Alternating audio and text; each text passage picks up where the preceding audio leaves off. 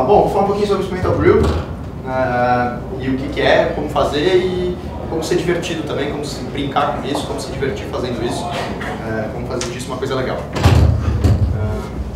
Bom, o que a gente vai abordar aqui nessa classe? Vou falar um pouquinho sobre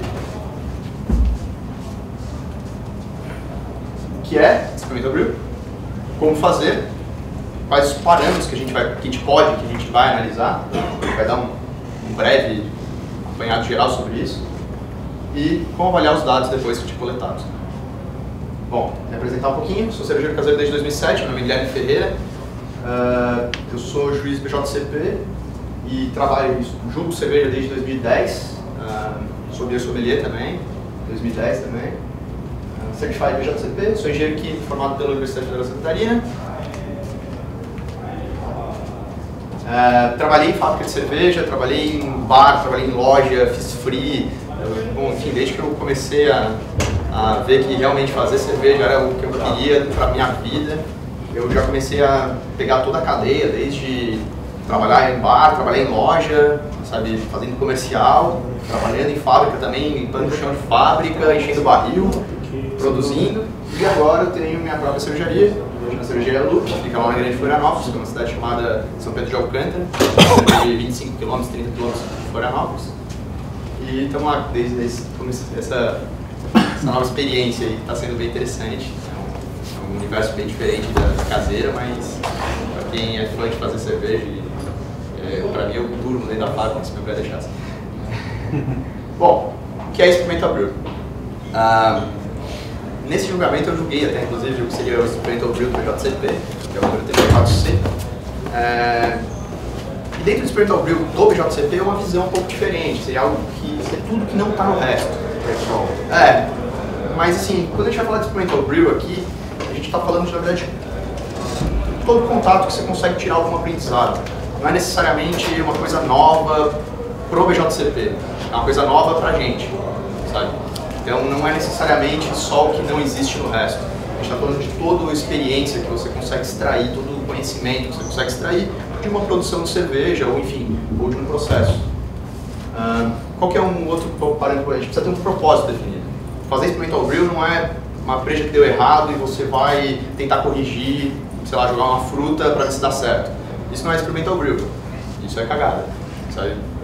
Tem que ter um propósito definido desde o início. Você tem que falar assim, eu quero fazer isso e quero testar isso, eu quero saber como isso funciona, qual que é. Eu já li sobre, já vi e tal, o pessoal me mandou fazer, eu faço, eu sigo a receita de bolo. Mas por que eu estou fazendo isso? Se eu não fizer isso, o que acontece? Sabe, a gente ter um propósito definido antes de produzir ajuda muito a gente a fazer uma Experimental Brew correta. Repetibilidade, isso é muito importante quando você fala de Experimental Brew. Como eu falei, aqui deu errado, você jogou uma fruta para ver se corrige, não é Experimental Brew, porque isso não tem repetibilidade. Então quando a gente está falando de Experimental Brew, a gente tem que ter repetibilidade. Então tem que ser uma coisa que tem que ser consistente, você tem que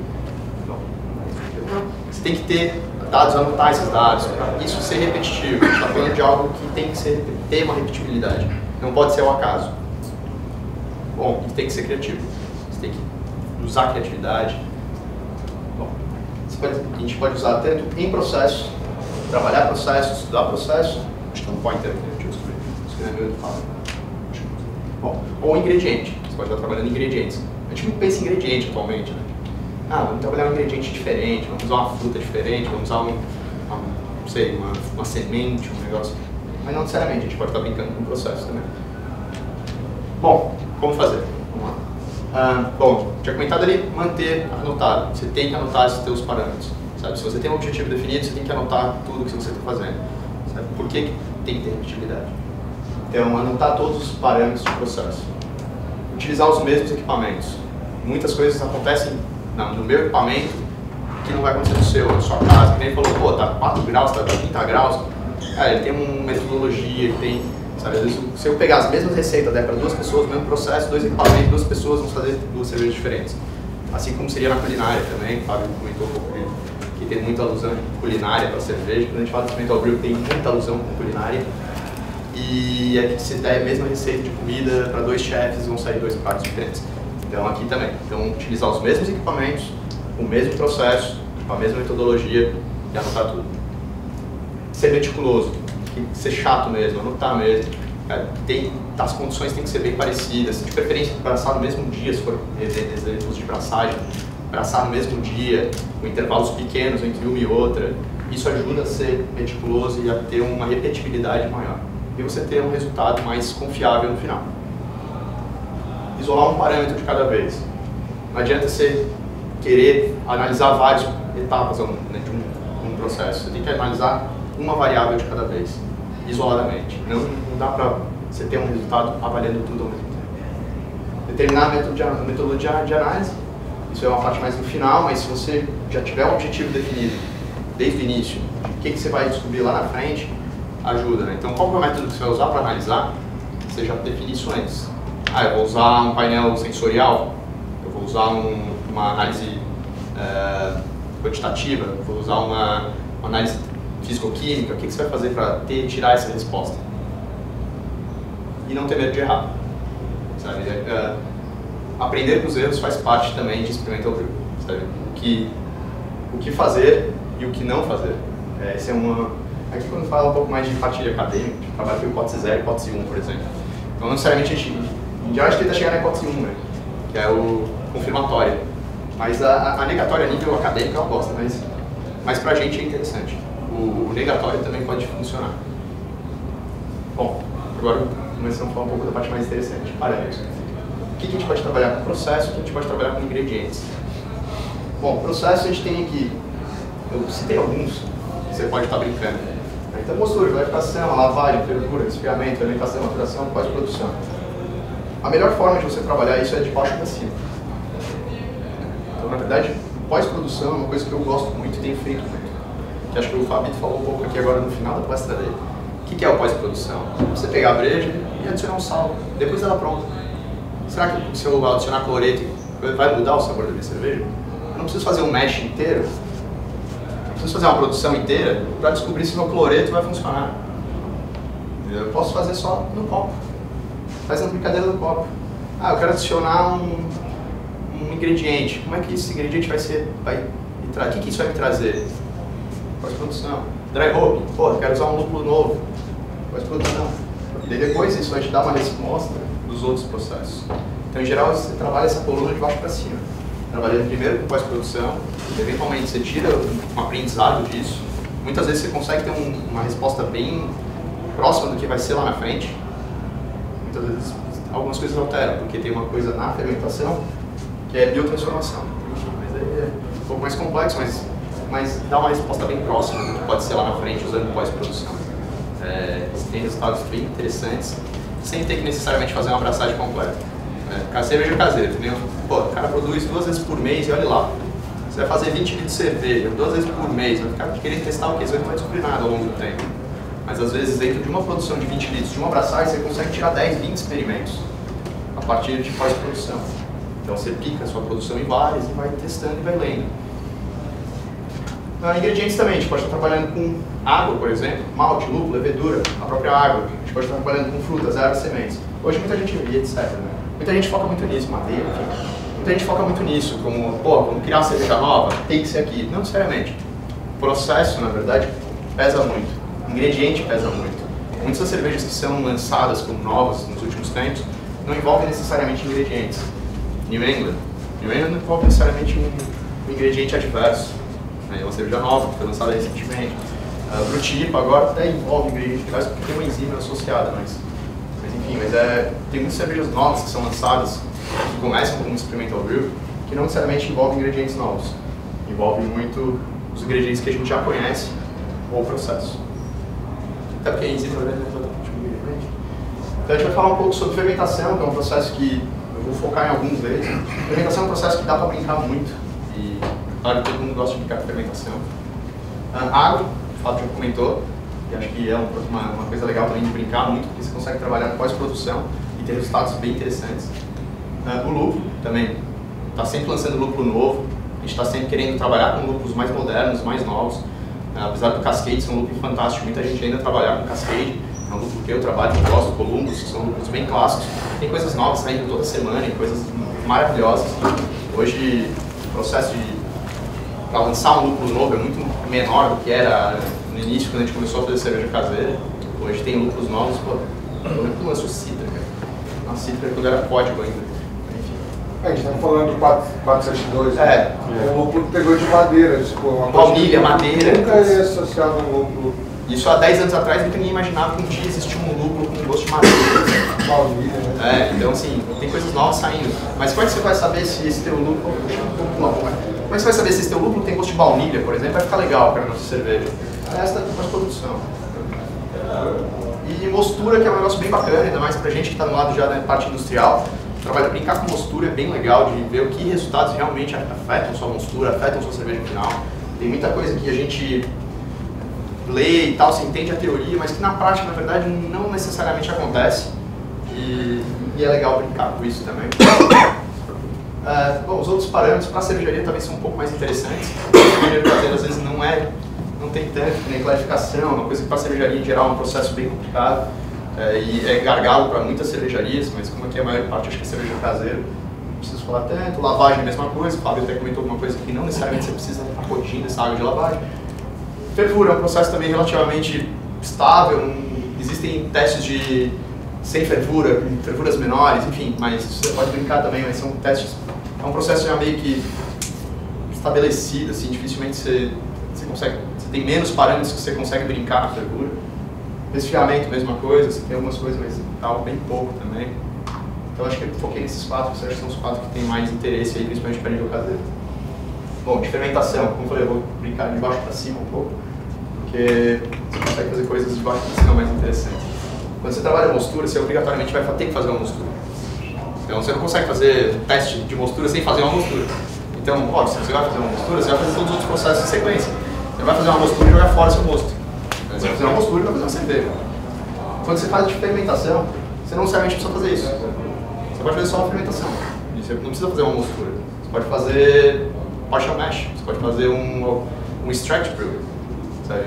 Se eu quero testar a fermentação, por que eu vou fazer mostura? Perder... Nos Estados Unidos isso é mais comum, no Brasil está começando a chegar agora, os extratos e tal. Mas é bem legal brincar com extrato. Principalmente quando você não quer fazer uma mostura toda, perder postura, clarificação, não sei das quantas. Daí você diminui a fervura, você não precisa ferver 1 hora, ferve 20 minutos, meia hora. Fechou, isomeriza o suficiente e faz uma fermentação. Você tem um brew day de 1h30, talvez, sabe? E não 5 horas. E daí você consegue fazer muito mais experimento. E, enfim, por isso que eu estou começando de baixo para cima. Fermentação, tá bom. O que você pode brincar aqui na fermentação de parâmetro? O que você pode usar de parâmetro? Os mais clássicos, temperatura, a rampa de fermentação, que seria talvez subir, diminuir, enfim, qual que é uma rampa de fermentação que você usaria, qual que é o... Se você vai dentro de rampa, você vai usar tipo, um descanso de acetil, por exemplo, para lager, para ale, será que isso vai te ajudar? O que isso vai te trazer de resposta? Variedade de levedura, isso é bem clássico. Picar sua mostura. Você faz 20 litros de uma cerveja, pica em 4, 5, 10, faz com vários fermentos, mesmas condições, mesma condição de temperatura, mesma condição de e diferentes variedades de levedura. Isso é bem clássico, tipo, a gente já fez isso aqui. E funciona, você tem resultados bem bacanas. De temperatura é legal, eu fiz esses tempos, até comentei já com alguns pessoal aí por fora.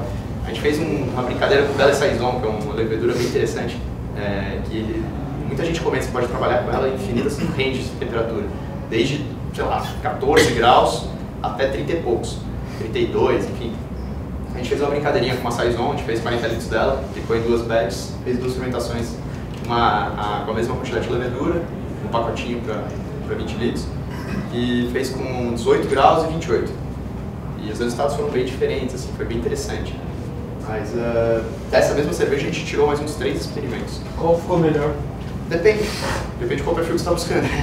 A de 28 puxou um perfil de, parece quase uma Strong Golden Ale, assim. Era um perfil frutado, que tinha uma certa esterificação, mas era um perfil frutado e ela ficou bem mais clara até, inclusive, e mais dourada até a cor, por incrível que pareça. Ela ficou mais clara, assim, ela decantou melhor, teve uma flutuação melhor, ela ficou bem limpa, por sinal, e lembrava quase uma Strong Golden Ale, mas tinha, sei lá, 7,5 de álcool. 7% de álcool. A outra, 18 graus, ela já ficou um perfil esterificado muito mais intenso, lembrava já uma questão mais uma pegada de uma Saison mesmo, do que a gente espera de uma Saison. E tinha um perfil mais de pimenta preta, de alguma coisa como de pimenta da Jamaica, enfim, alguma coisa mais nessa linha de pimenta preta, né, pimenta em grãos. ficou um perfil mais nessa linha, ficou mais do que a gente espera em geral de uma Saison. A 28 para mim lembrou algo mais parecido com uma Strong Golden talvez. Enfim, bem diferentes os perfis. Depois a gente misturou as duas e ficou de novo em várias e fez vários outros testes.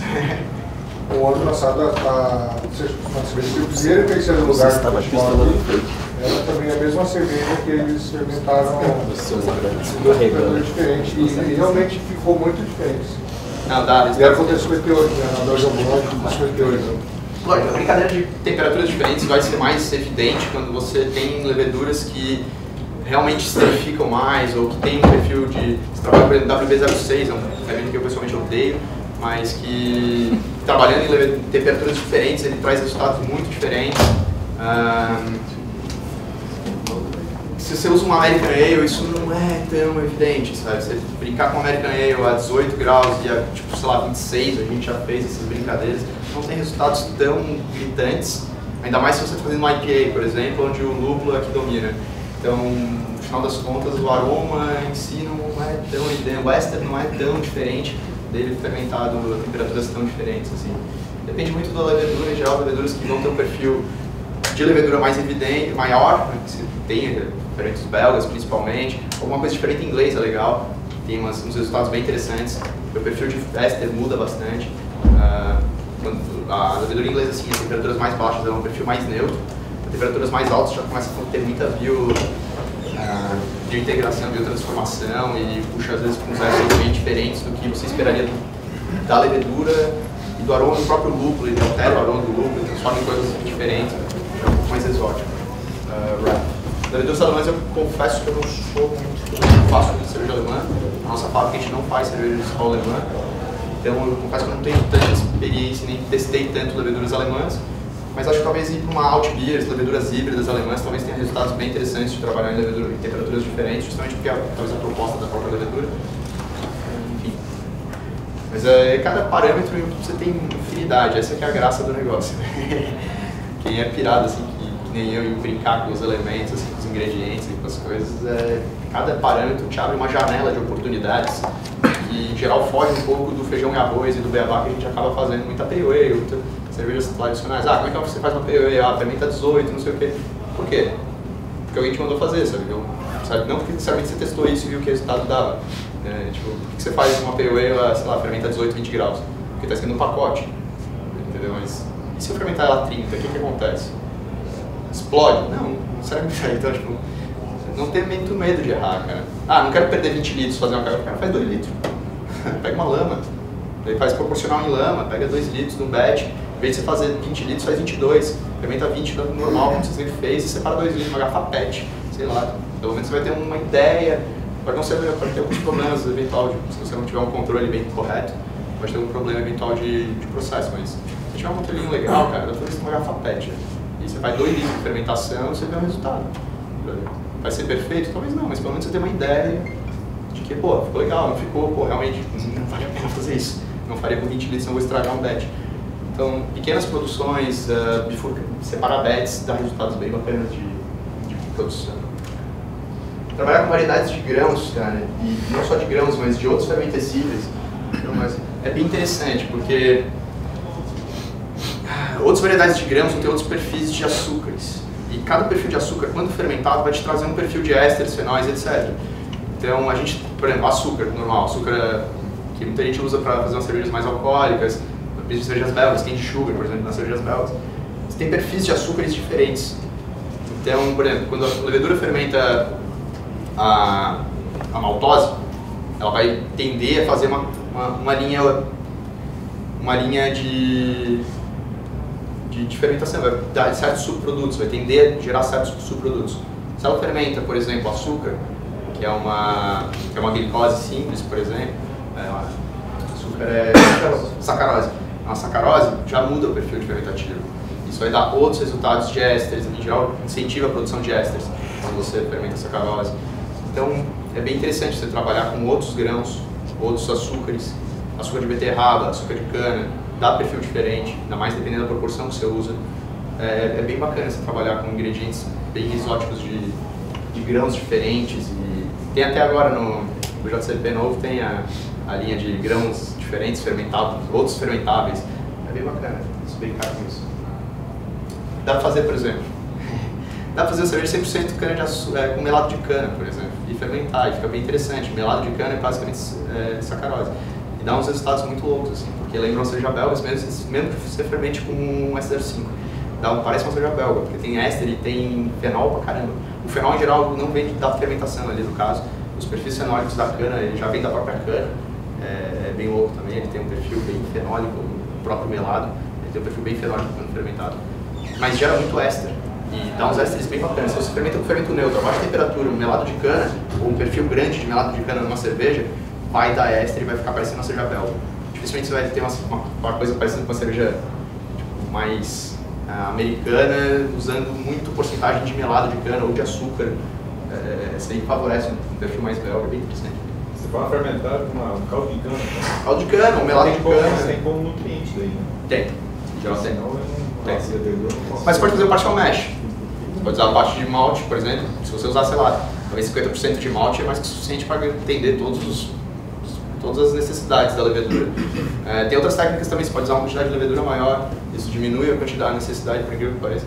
Elas acabam meio que, sabe, no meio fica mais fácil. Tem umas técnicas para isso. Cada parâmetro, enfim, como eu falei, você tem que ter um objetivo definido. E daí cada um vai ter uma técnica associada.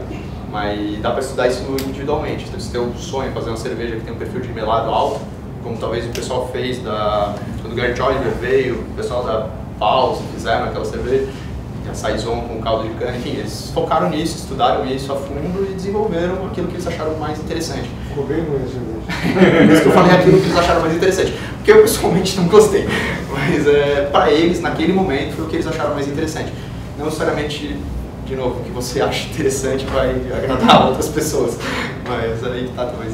Os caras da Long Beer fazem muito com melado, né?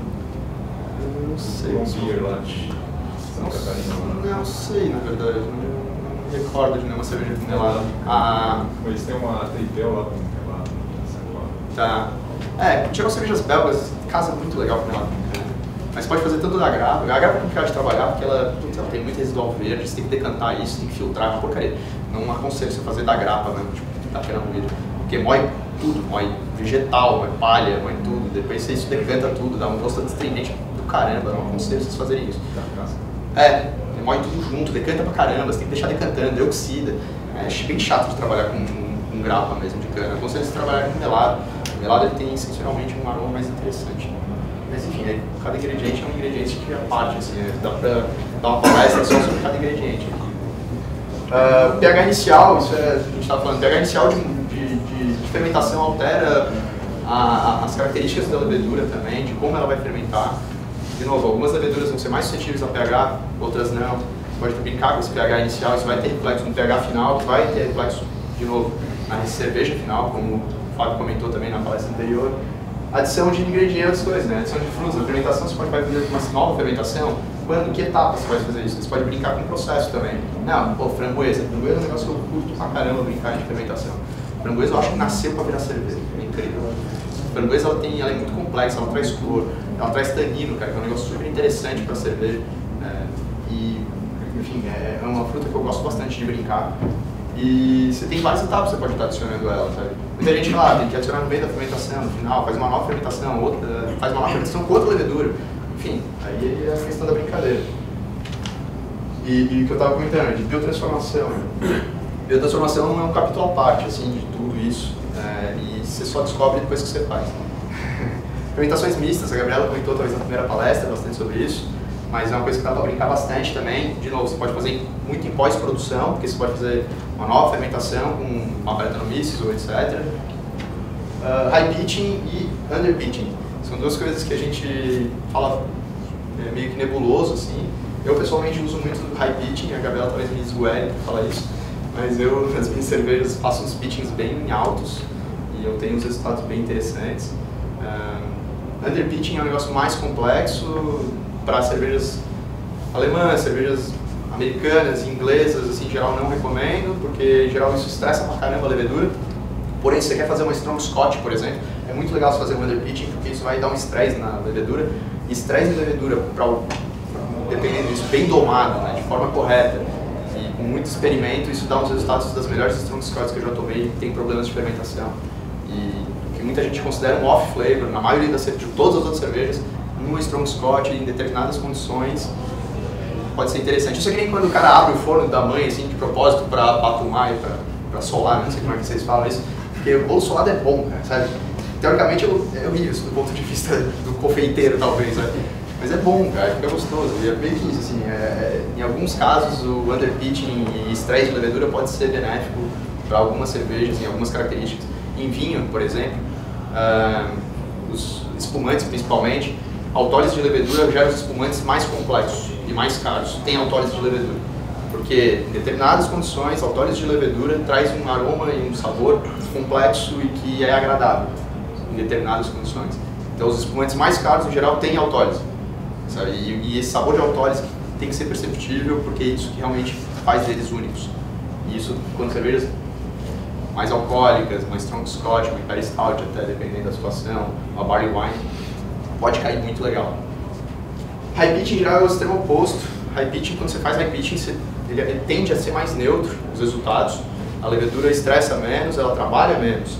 E, em geral, dá resultados mais neutros, ele gera, em geral, menos estresse, menos problemas fermentativos. Quando você está falando de American Ales, você vai fazer uma Belgian, vai fazer um high pitching, não é legal, né? Pode dar uma cerveja, talvez, com aromas pouco complexos de fermentação. Você está falando que seja belga, não faz muito sentido, uma belga neutra, assim, tipo, é uma coisa que não faz muito sentido. Então, você saber quando usar essas técnicas e testar, né? Água, bom, de fermentação, assim, falei alguns parâmetros que eu gosto de brincar e alguns que eu já fiz, mas, de novo, isso aqui são só alguns parâmetros, vai muito da criatividade de cada um. Se abrir cada um desses, vai dar um novo leque de opções. E fermentação é uma coisa legal de brincar muito por causa disso. Você não necessariamente precisa fazer um batch inteiro para entender fermentação. Às vezes no mesmo batch você consegue fazer 4, 5 experimentos. Então, por exemplo, você pode no mesmo experimento brincar com a adição de frutas, por exemplo, e temperatura de fermentação, foi o que a gente fez naquela saison. Na primeira etapa a gente brincou 18 e 28, depois a gente juntou ela para poder neutralizar, dividiu de novo em duas, e numa a gente adicionou frutas, por exemplo, na outra a gente adicionou no outro perfil de frutas. Então, você consegue brincar, às vezes, no mesmo batch, mais de uma parâmetro, mas uma vez, uma de cada vez. Primeiro a gente testou a temperatura, depois a gente tentou fruta. Água dá para brincar muito com pós-produção. Fazendo pós-produção, você pode ter uma ideia do que vai ser lá na frente. E pós-produção, como o Fabrício até comentou, nada mais é que você pegar sua cerveja ou qualquer cerveja, e a cerveja que você está querendo explorar. Ele comentou o exemplo da sua IPA, por exemplo, do uma IPA. Você quer corrigir uma IPA ali, por exemplo, o que você pode fazer? Você pode pegar a sua IPA que você já faz, que a pessoa já tem ganhando medalhas e, sei lá, seus amigos gostam, e fazer mudar ela. Só que não precisa fazer um batch novo. Você pode mudar no copo. Pega os copos, coloca lá, sei lá, 200 ml, sei lá, X ml. 200 ml é um parâmetro bom, que é fácil, vezes 5. Depois é só fazer vezes 5 e você tem 1 litro. Então é fácil de você trabalhar. Já 200 ml também é uma quantidade pouco, para quem faz 20 litros é pouco. Você vai fazer em 1 litro talvez, que senão você faz 20 a 1 litro, você está gastando um monte. Pega 200 ml, coloca lá 4 copos. Vamos colocar sulfato. Qual perfil? Vamos botar 0,5 para 0,5. Vamos botar 1, vamos botar 1,5 e 2. Pronto, você tem aí o padrão, né? Então você precisa de 5 copos. Pronto, você tem 0,5, 1, né, proporção ali sulfato cloreto, 0,5, 1, 1,5 e 2. Você experimenta. E dá para usar os seus amigos experimentar, faz um painel, não fala o que é. Cara, experimenta essas brejas aqui, eu fiz vários batch de IPA. Mentira, sabe, mas chama os amigos para experimentar, dá um gole, vizinha, namorada, mãe, sei lá. E fala pra galera experimentar, fala, cara, e aí, o que achou? Qual que você gostou mais das 5? Sabe? E pega o feedback. Isso te dá muito o perfil de o que você pode fazer na sua produção para corrigir sua IPA, para melhorar sua IPA de acordo, enfim, com pós-produção. Sem necessariamente você tem que fazer um batch todo para entender o que vai acontecer lá na frente. Daí esses negócios de você sentir a doçura evoluindo é muito evidente. Porque você como pega 0,5, 1, 1,5 e 2, por exemplo, você consegue ver isso evoluindo em cada copo. É bem legal. pH de mostura. pH de mostura é um negócio que tem um impacto interessante quando você fala no pH final, né? Mas confesso que para nível de eficiência não é muito importante pelos testes que eu tenho feito. Se você trabalhar ali no range de 0,5 a 5,15, não muda quase nada a sua eficiência lá na frente. O Fábio comentou até que você pode favorecer uma alfa amilase, favorecer uma beta amilase. Mas no frigir dos ovos não muda muita coisa não, porque 1 hora de mostura é mostura pra caramba, um tempo de mostura talvez exagerado hoje em dia, com os grãos que a gente costuma usar hoje em dia, então ok, mas não é uma coisa tão importante nível de mostura, de eficiência de mostura, mas testem, eu estou falando aqui, não posso estar falando aqui.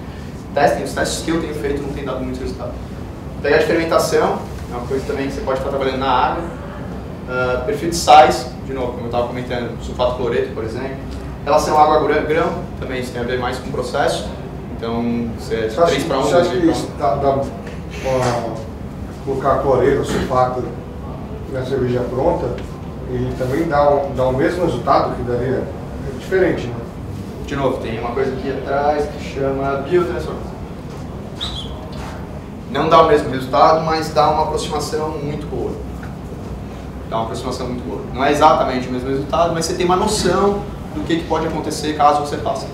Não é exatamente, mas é muito parecido. Talvez a gente, sensorialmente falando, não vai conseguir distinguir.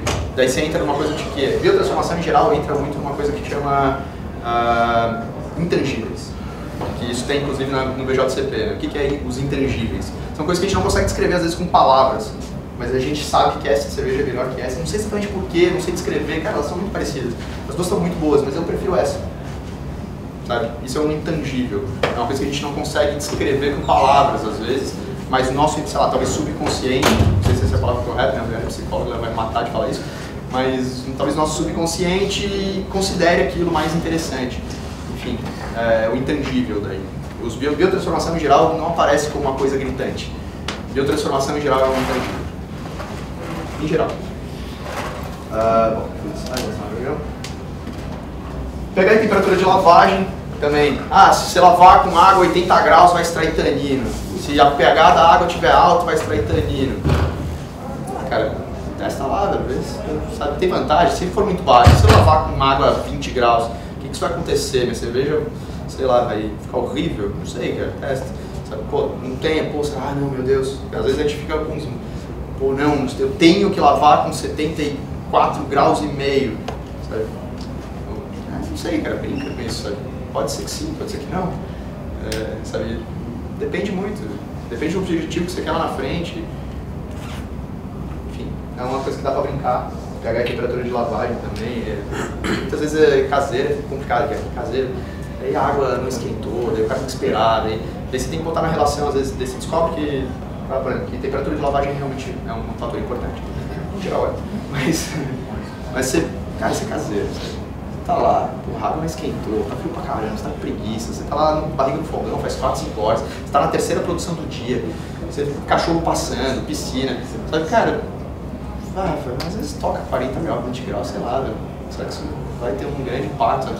Você vai mandar cerveja de concurso? Talvez não, sabe, então, whatever, sabe, seja feliz, sabe, não é isso que vai fazer a cerveja ficar intragável, talvez, sabe? Então, às vezes tem que botar na balança assim, o que custo-benefício, questão de trabalho. Eu sou meio preguiçoso quando eu era mais cervejeiro caseiro, assim. Hoje em dia eu faço ainda meus experimentos, mas hoje eu tenho uma panela elétrica, né? Hoje em dia é lindo, eu plugo ela na tomada, no celular tem um aplicativo Bluetooth, eu fico sentado na cadeira, eu só faço tudo pelo aplicativo. Assim. Eu mal olho pra panela, ela só apita de vez em quando. Hoje eu sou bem preguiçoso como cervejeiro caseiro. Mas acho que essa questão que me ajuda hoje a conseguir controlar os parâmetros que eu quero. Porque quando você tem, como eu falei, cachorro passando, não sei o que, pô, tá chovendo, você produz num lugar aberto, daí chove, tem o fogareiro, bate vento, daí a chama vai pro lado, tá ligado? Cara, esses perrengues de cervejeiro caseiro, cara, quando você fala de experimental brew é complicado, porque isso não é necessariamente repetível, entendeu? Você começa a perder repetibilidade, você começa a perder, sabe? Então, uma panela elétrica, num ambiente suficientemente controlado, eu já hoje faço minhas produções caseiras dentro da minha fábrica, então é um ambiente mais controlado, né? Tipo, é mais bonitinho, é mais limpo, não é mais na garagem do meu pai, assim, sabe? Então hoje eu consigo focar mais, porque meu processo é mais simples, eu consigo focar mais no que pra mim eu considero que realmente importa, que são os parâmetros que eu estou querendo isolar. E eu paro de me preocupar às vezes com coisas mais mundanas do cervejeiro caseiro, que é o cachorro, a chuva, o vento, o sol, sabe? Comentou, pô, 30 graus, 4 graus, sabe? Isso é difícil para ter repetibilidade depois, né? Mas dá pra brincar com outras coisas. Depende muito do que você tá brincando. Qual parâmetro você tá isolando. Bom, lúpulo, como eu falei, tem muita coisa nova saindo. tem técnicas também. Quando a gente fala de técnica, etapa de processo, né? O que tem de lúpulo que a gente pode brincar só com o processo, o mesmo lúpulo. Vamos pegar um cascade, que é um lúpulo simples, barato, que eu gosto de usar. Cascade. Cara, só de cascade você pode usar ele. Brincar na mostura. Tem, as pegadas já li isso bastante coisa. Pessoalmente já fiz uns testes. Mas enfim, muita gente fala algumas coisas de lúpulo na mostura, no início da fervura, amargor. Como impacta o lúpulo que você usa de amargo no sabor final da cerveja? Eu, pessoalmente, cara, nunca vejo muita diferença e eu brinco pouco com isso. Mas eu fui na cervejaria dos meninos, eles fazem uma American Blonde, e eu faço uma American Blonde na minha fábrica também. E que a gente não tem, a gente só faz ale lá, a gente não faz lager. E a gente tem essa proposta. Eu faço uma American Blonde, eu uso, sei lá, Columbus, é um lúpulo que eu sempre uso pra quase tudo, como amargo de novo, que é um lúpulo muito barato. E eu fui lá e eles usam, posso caguetar aqui, né? Pode, eles usam Tradition, cara.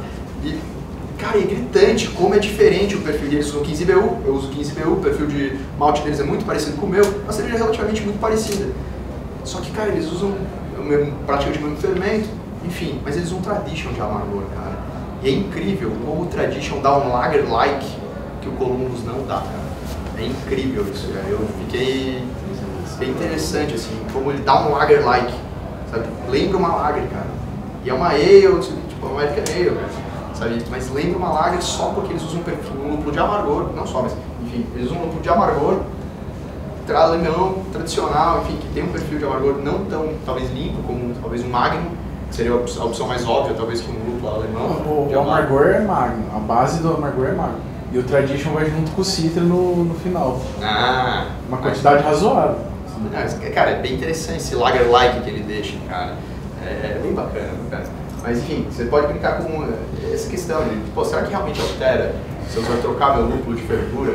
Às vezes, cerveja caseira também, usa o que tem, né? Mas com a fervura, você pega às vezes os lúpulos que estão na geladeira há mais tempo, né? Ou, sabe, tá lá meio, não é parado lá, né? Vai isso mesmo, né? Tem que gastar, cara. Não vou jogar fora. Então assim, caseiro muda muito essas coisas. Oi?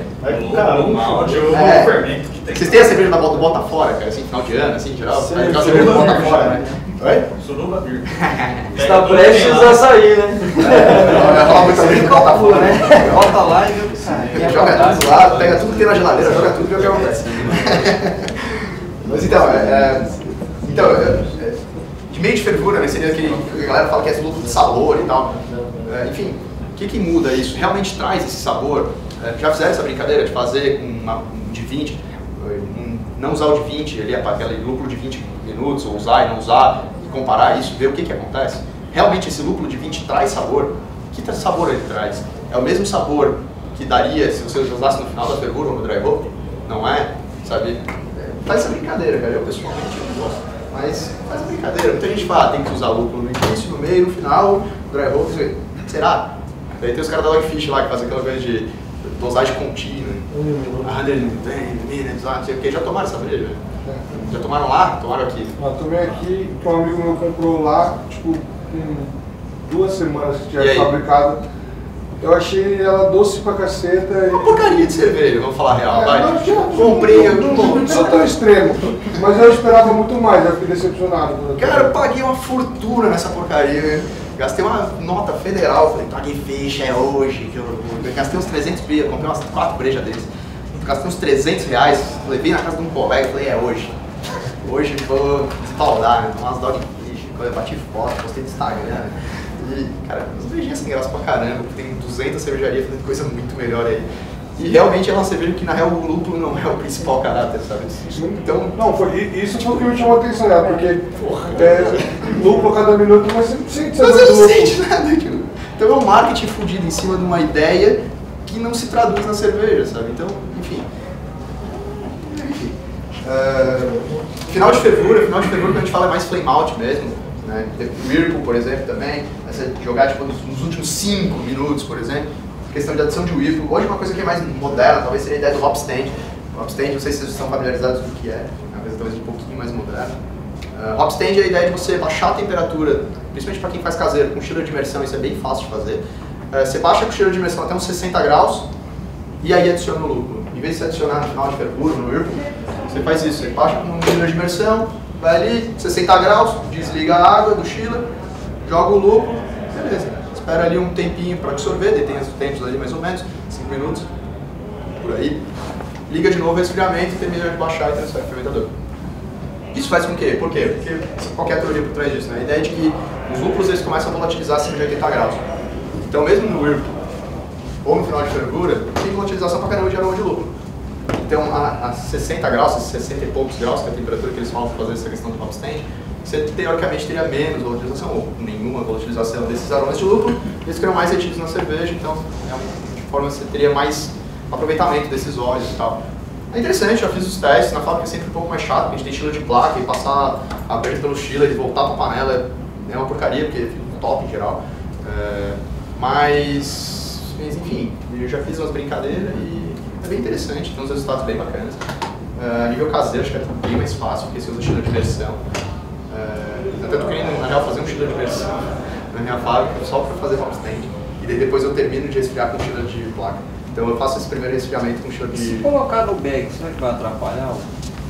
Então, tudo que você coloca em bag, você tem uma perda de pelo menos 30%, 40% da efetividade dos óleos. Então, assim, tudo que você joga em bag, você vai ter menos absorção de sabor e aroma.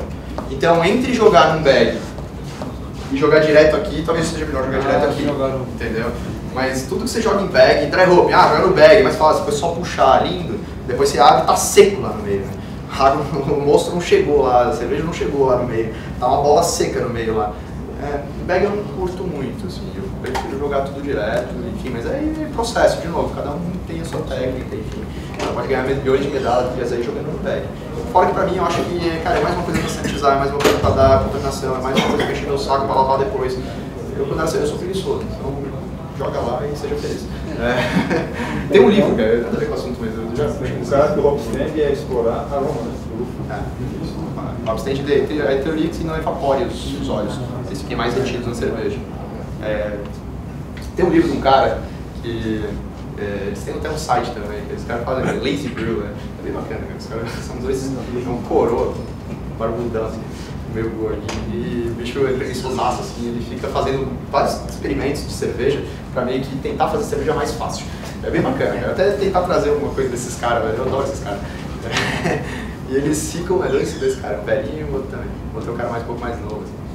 E eles ficam fazendo teste, falando assim, tipo, tá, eu posso fazer mostura de 1 hora, mas eu tô com preguiça e eu tenho pouco tempo. Então eu quero fazer mostura de 20 minutos. Será que dá certo? Sabe, eles fazem esse experimento meio louco, assim, mas que, cara, os resultados são bem interessantes em geral. Lúpulo tem outros parâmetros, que em geral todos esses parâmetros aqui eles incluem quantidade de tempo e temperatura. Todos esses parâmetros você pode brincar com esses outros 3 fatores, né? Quantidade de tempo e temperatura. Lógico, quanto mais para trás do processo, mais difícil você brincar com isso aqui.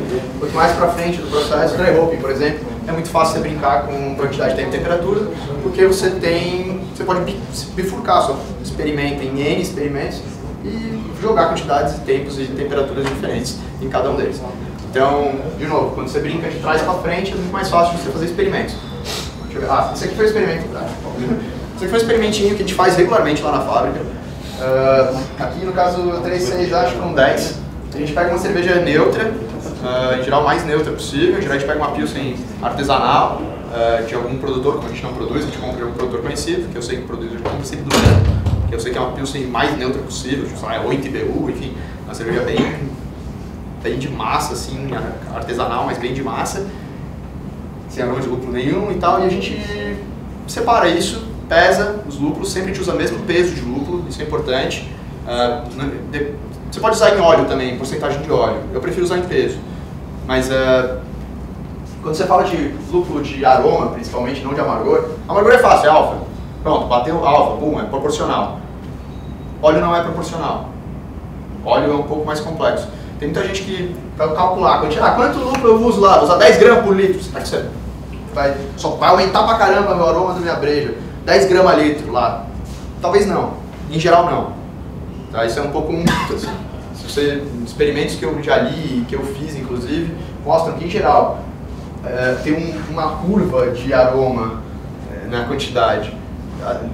Depois de uma certa quantidade de lúpulo, que depende de qual para cada lúpulo, mas depende da quantidade que você começa a subir aqui nessa rampa, o lúpulo ele começa a dar menos aroma de lúpulo, de fruta e do principal aroma que a gente quer buscar. Você está usando um citra, qual que é o principal aroma que você quer usar? Você quer o cítrico. Né? Você está usando um, enfim, cascade, você quer o cítrico. Você começa a usar ele acima de algumas porcentagens, em geral acima de 6 a 8 gramas por litro, no dry hopping, por exemplo, você começa a extrair muito do vegetal e menos do frutado. Então, em geral, cervejas que tem 10, 12, 20 gramas por litro, galera, hoje esses americanos mesmo é ridículo, né? Você olha essas quantidades de lúpulo que os caras usam, mas o lúpulo dele é muito mais barato. Mas a quantidade de lúpulo que eles usam em geral para as brejas, hoje em dia, eles estão muito hophead. E está sendo muito grande, assim. E, na verdade, está trazendo prejuízo de aromas frutados, cítricos e interessantes, mais complexos. Acaba puxando, em geral, para um perfil mais gramíneo e herbal. Em geral, é uma coisa que não é tão interessante. Então, vale a pena esse teste. Assim, muita gente, porra, minha breja é foda, cara. Eu boto 450 gramas por litro lá de lúpulo, foda, o aroma explode na cara. Não necessariamente, às vezes é um aroma que não é agradável, tão agradável quando você usar às vezes 5, 6 gramas, que talvez seria algo mais interessante e mais barato. Mas então, quantidade é um negócio mais complexo de brincar quando você fala de aroma, porque não necessariamente não é proporcional à quantidade de óleo que você está adicionando. É uma coisa um pouco mais intangível, talvez.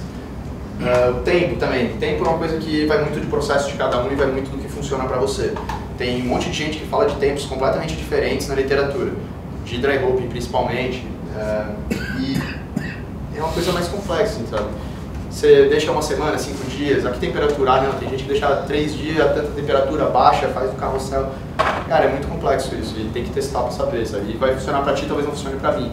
Muito do que cara, na minha cerveja, na Sierra, qual que é agora? Serra Nevada? Não. Tentando lembrar aqui um exemplo que eu já pego. Enfim, tem uma cervejaria americana muito famosa e eles usam, agora eu não vou lembrar o nome, daqui a pouco eu desculpo, tenho ali anotado. Eles usam perfis de lupulagem de dry hopping muito diferentes assim, para cada uma das cervejas deles. Então eles têm tipo 3 escalas de cerveja, uma IPA, uma Double IPA e sei lá, quase uma Triple IPA, por exemplo.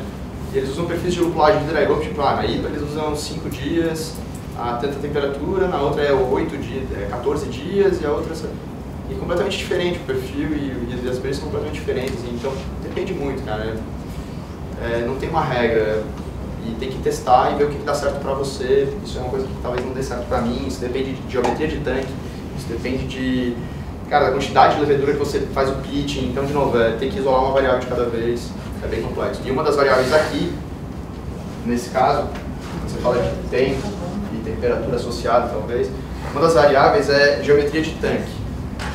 E geometria de tanque é muito particular. Bom, de novo, voltando. Desculpa, me perdi. A gente faz regularmente isso, a gente usa em geral por peso. Então a gente pega, por exemplo, 5 gramas litro, que é um perfil que eu uso em geral para os meus dry hoppings, e eu faço 5 gramas litro de cerveja para cada um dos lúpulos que eu quero utilizar. Então nesse caso aqui, cara, desse caso aqui a gente tirou várias ideias legais, nesse caso específico, esse foi o último que a gente fez. Nesse caso a gente fez com os que a gente tirou e deram uns resultados mais interessantes. A gente fez com vários que eu já conheço, lá Cascade, a gente fez Columbus. Aí no meio tem Cascade, tem Columbus, tem Centennial, tem Amarilo, tem Citra, esses mais claros, mais óbvios. Mas tem, cara, Eldorado, Enigma, Yellow Sub, de mais exótico assim, tem o Cool Melon, e tem mais um exótico. Tem um Brew, sei lá das quantas. Oh, que beleza, obrigado, Fábio. Tá, enfim, esse é um experimento bem bacana de se fazer, vale a pena fazer, você tem um custo baixo de tudo. Na verdade você pode fazer, por exemplo, 200 ml de cada um, você usa 5 gramas por litro, 200 ml, você vai usar 1 grama em 200 ml, você bota em garrafinha d'água, por exemplo, sabe? Faz dry hopping numa garrafinha d'água, só puro oxigênio, pressuriza ela com carbonator, por exemplo, e segue o jogo. Ou então não, nem pressuriza o carbonator, só fecha ela bem, tira todo o oxigênio, todo o gás possível. Se você conseguir garrafas menores, melhor, porque daí você faz tipo como se fosse um growler, né? Sabe? Do tap ali, já vai estar pressurizada, carbonatada, vai perder um pouco de carbonatação, mas isso vai ser uma das variáveis que você está aceitando colocar no seu processo. E você consegue fazer resultados bem bacanas, e você não precisa fazer 20 litros de cerveja para descobrir qual que é o aroma do lúpulo Eldorado. Cara, você pega uma cerveja neutra e você brinca, cara. Sabe? É muito melhor isso. Desse experimento geraram já 3 cervejas e tem mais 2 para sair. Só desse experimento aqui. Comentando, a gente fez uma vez com Skol, todos ficaram uma bosta. Porque Skol tem muita flavor. Nós então, conseguimos piorar esse gol. é que não, cerveja neutra. Vocês não estão usando uma cerveja neutra. Se você tentar usar uma cerveja de massa, qual que é o grande problema? Todas as cervejas são oxidadas. Exatamente. E se a cerveja é oxidada, ela vai oxidar o lúpulo que você está colocando lá dentro também. E fica uma bosta. Entendeu? Tipo, não façam com cervejas comerciais, assim. Tentem pegar uma cerveja que vocês saibam que é pelo menos ok, assim, sabe?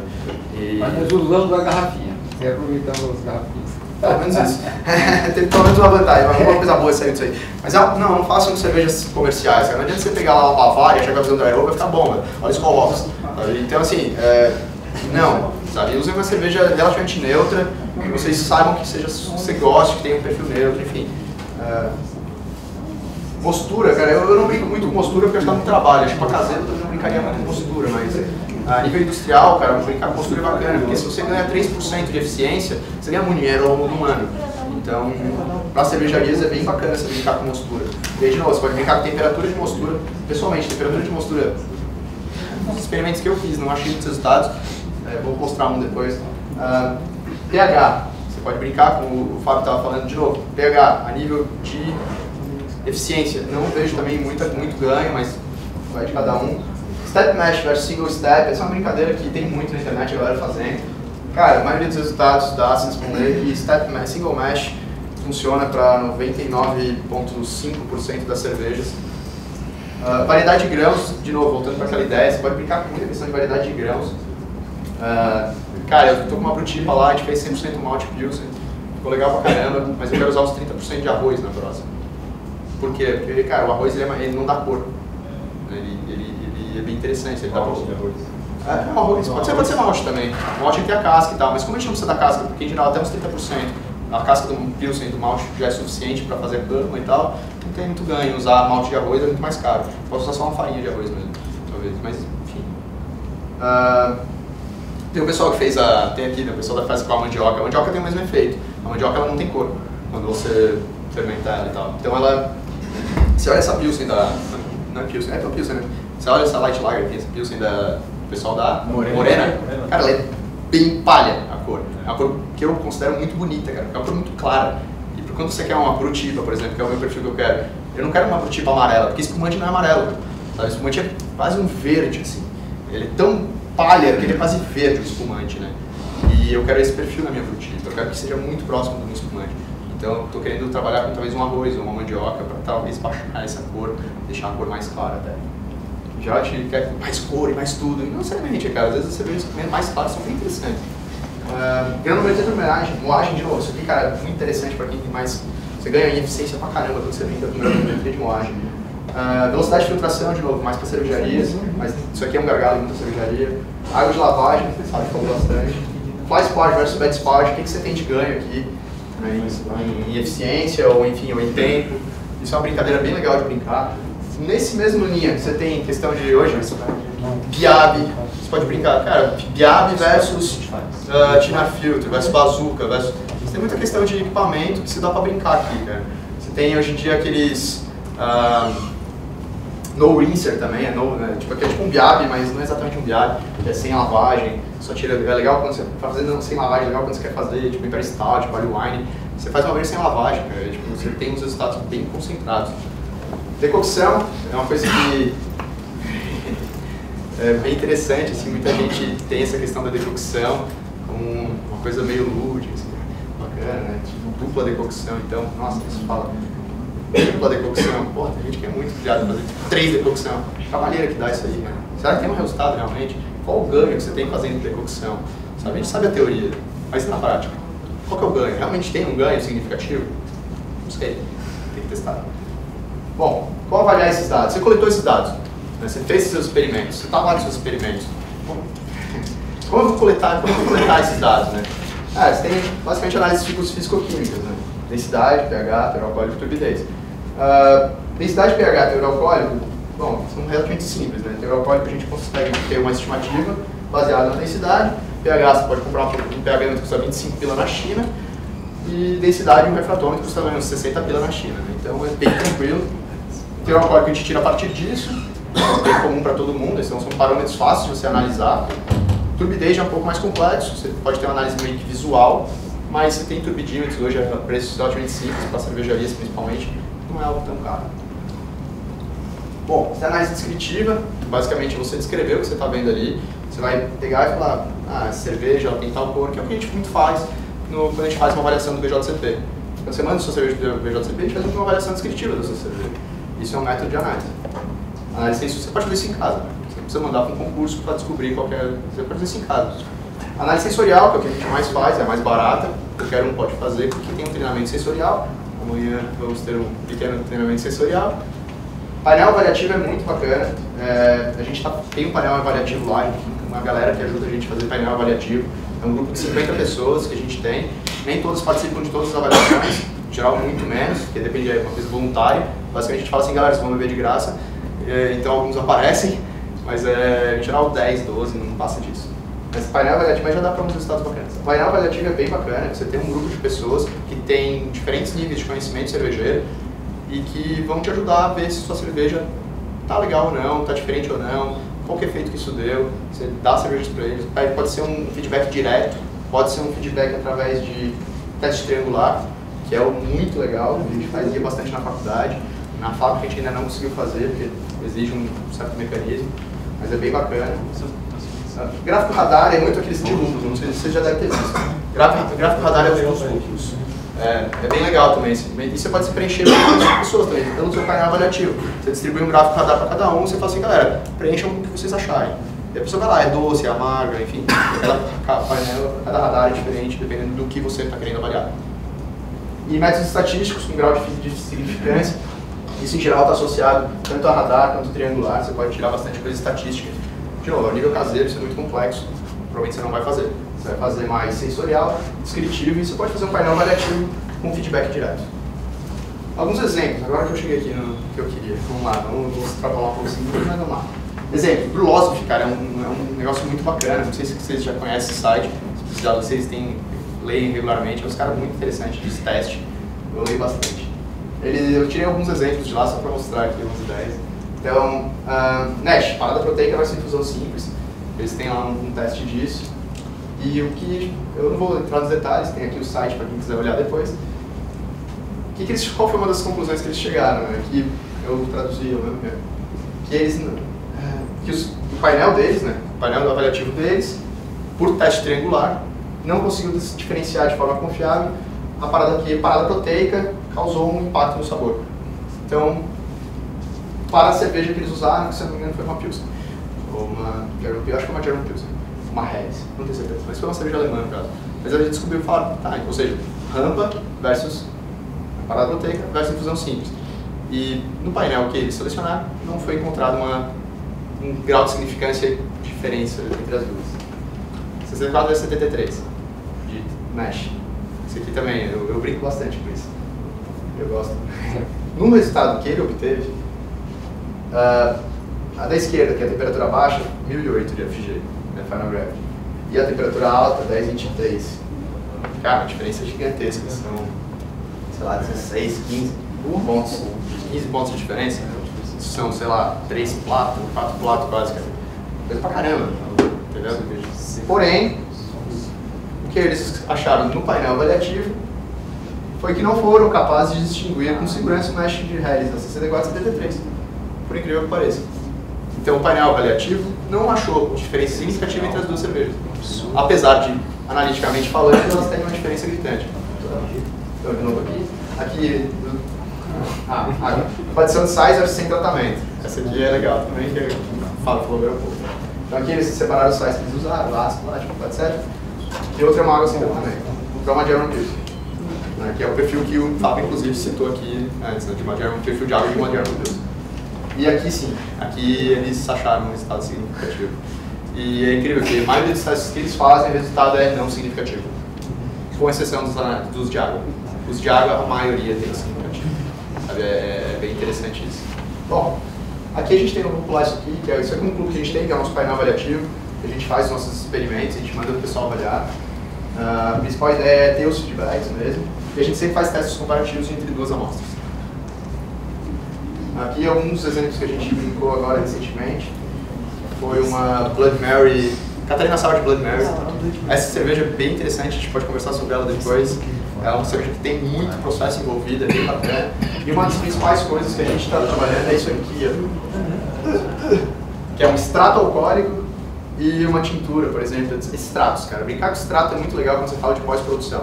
Quando você quer adicionar qualquer coisa na sua cerveja, você não precisa adicionar na fervura, que seria, ou na fermentação, que seria o geral mais óbvio. Todo mundo pensa, você tem que adicionar um negócio na cerveja. Quanto que eu vou adicionar? Fervura e fermentação. Não, pós-produção. Essa é a melhor forma de você fazer um teste. Você ter um resultado, saber, tentar prever o que vai acontecer lá na frente. Pós-produção é muito bacana. Baunilha, porra, eu quero botar baunilha numa cerveja. Como é que eu faço? Aí eu abro a baunilha, tiro a semente, vou botar na fermentação. Não, você faz um extrato de baunilha e adiciona por ml. É bem mais interessante. Você tem uma consistência, de novo, repetibilidade. Você tem consistência disso. Você consegue dosar exatamente quanto você espera. Qual que é o perfil que eu quero de baunilha? Eu quero muita baunilha, eu quero pouca baunilha. Eu quero que a baunilha traga uma complexidade, aumente o sabor de chocolate do meu Imperial Stout. Não, eu quero que seja um Imperial Stout com sabor de baunilha. Sabe? Então, qual que é o objetivo? Então, eu vou usar 1 ml por litro ou vou usar 10 ml por litro? Entendeu? Você consegue fazer isso no copo, provar, dar para o seu painel provar, decidir. E você ter, às vezes, até 2 cervejas diferentes, apenas dosando diferentes quantidades de qualquer ingrediente em forma de extrato. Fazer extratos, em geral, extrato alcoólico é a saída mais interessante. Pode ser fervido também, dependendo do tipo, o que você está fazendo. De novo, aqui dá para buscar muita coisa na culinária e em drink. O pessoal que faz drink, barman em geral, faz muito extrato de muita coisa, para adicionar sabores nos drinks. E usando essa mesma metodologia, você consegue adicionar sabores na sua cerveja, bem interessante. Aqui ele já adicionou tabasco. A gente fez, cara, muito teste. É, que é uma Blood Mary. A gente usou os ingredientes clássicos de uma Blood Mary na cerveja. Quais são os ingredientes clássicos de uma Blood Mary? Em geral, é tomate, que foi fermentado de tomate, cerveja. A gente usou tabasco, que é clássico de uma Blood Mary, salsão, que foi o extrato alcoólico. A gente adicionou ali uma tintura de beterraba, que a gente queria cor na cerveja. Quando você fermenta tomate, não dá cor, é que nem se fermentar melancia, não dá cor. Você tomar uma cerveja de melancia amarela, não tem graça nenhuma. Porra, cerveja de tomate é amarela, tipo... Não é graça, sabe? Tem que ser vermelha, cara. Tomate tem que ser vermelho. Então, e seria o limão, talvez, o outro ingrediente, mas o limão a gente trouxe, porque é uma cerveja ácida, o limão a gente já lembra, a gente não adicionou limão efetivamente. Mas é uma cerveja bem complexa, né, cara? Você não está selecionando essa cerveja, mas é muito tesão para quem gosta de processo. Aqui é para finalizar só então, fechando, meu muito obrigado, mas queria deixar essa frase, que é a gente até comentou ontem sobre isso.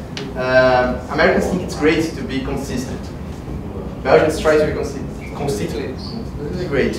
Ou seja, tudo que eu falei aqui é bacana, mas isso é uma visão muito americana de querer entender tudo e fazer tudo exatamente perfeito. Quando na verdade a cerveja tem que ser boa e divertida. É isso aí, sabe? Desde que você se divirta e faça boas cervejas, o resto não é tão importante. Mas, enfim, para quem gosta, é legal. Aqui algumas fotos lá da fábrica, vou mostrar um pouquinho do nosso espaço lá. Qual é a cidade mesmo? São Pedro do Campo. A cidade fica ao lado, 30 km de Florianópolis.